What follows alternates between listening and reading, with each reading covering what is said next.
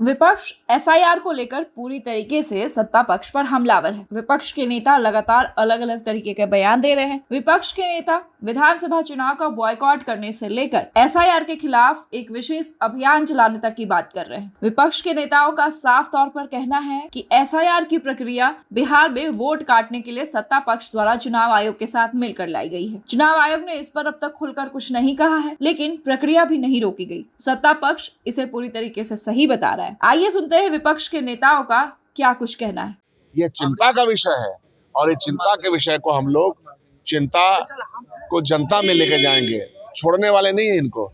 एक एक वोट का अधिकार, इसी अधिकार के लिए हम लोग लड़े हैं, इसी अधिकार के लिए हमारा फ्रीडम स्ट्रगल हुआ, इसी अधिकार के लिए संवैधानिक प्रबंधन बनाए गए हैं। इसको आप छीन लीजिएगा इनके प्रकार किसी न किसी बहाने के जरिए।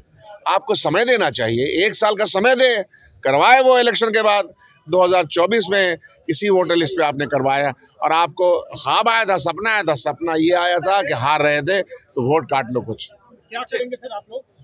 वो आप देखिएगा क्या करेंगे, आप देखिएगा क्या करेंगे। आगे क्या फैसला विपक्ष का? अरे भाई, तो जेल की सलाखें हैं ना, जेल भी जाएंगे।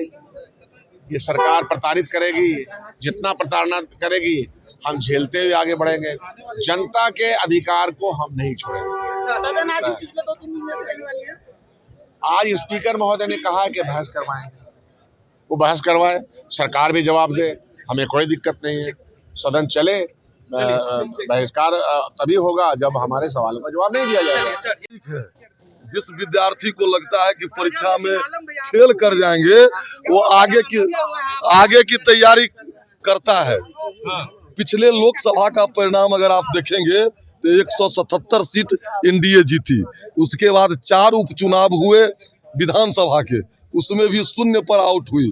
और अभी जिस तरह से डुप्लीकेट वोट कट रहा है, रोहिंग्या बांग्लादेशियों का वोट कट रहा है, इससे उनकी और एनडीए की, नीतीश कुमार जी और मोदी की जो लोक कल्याणकारी, गरीब कल्याणकारी योजनाएं हैं, इससे स्पष्ट उनकी हार पर लक्षित हो रही है। इसलिए वो बोल रहे हैं कि अगला चुनाव लड़ेंगे। निश्चित रूप से, लेकिन वो चुनाव लड़ेंगे, वो सहानुभूति पब्लिक का लेना चाहते हैं, लेकिन उनका चाल चरित्र, चेहरा जो है, जो आदमी बोलता हो साहबुद्दीन अमर रहे, सूत्र को मूत्र बोलता हो, वो पब्लिक सब देख रही है।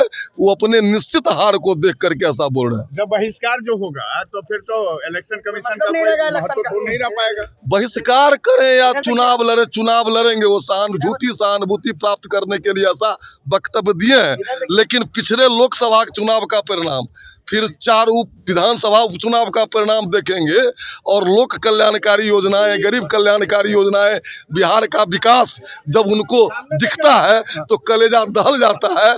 इसीलिए वो दीनता और पलायनता दिखा रहे हैं। तेजस्वी यादव कह रहे हैं कि बिहार के लोग हमारे पक्ष में हैं और चुनाव आयोग को लेकर ये लोग खेल। किस चीज के पक्ष में? लोकसभा में 4 सीट आया, उपचुनाव में 4-0 से आउट हुए।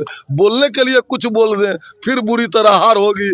225, 25 से 30, फिर से नीति। तो हमने सुना किस तरीके से विपक्ष सत्ता पक्ष पर पूरी तरीके से एसआईआर को लेकर हमलावर है। इसे रोकने के लिए लगातार दबाव बनाए जा रहे हैं, लेकिन एसआईआर की प्रक्रिया पूरी होती दिख रही है। हालांकि चुनाव आयोग ने उसकी अंतिम तिथि बढ़ाकर 31 जुलाई कर दी है, लेकिन प्रक्रिया लगभग पूरी हो चुकी है। अब इसका क्या अंजाम होगा, विपक्ष क्या कुछ कदम उठाती है, ये तो देखने वाली बात होगी। बिहार की तमाम खबरों और अपडेट्स के लिए बने रहे हमारे साथ, देखते रहे नवचेतना टाइम्स।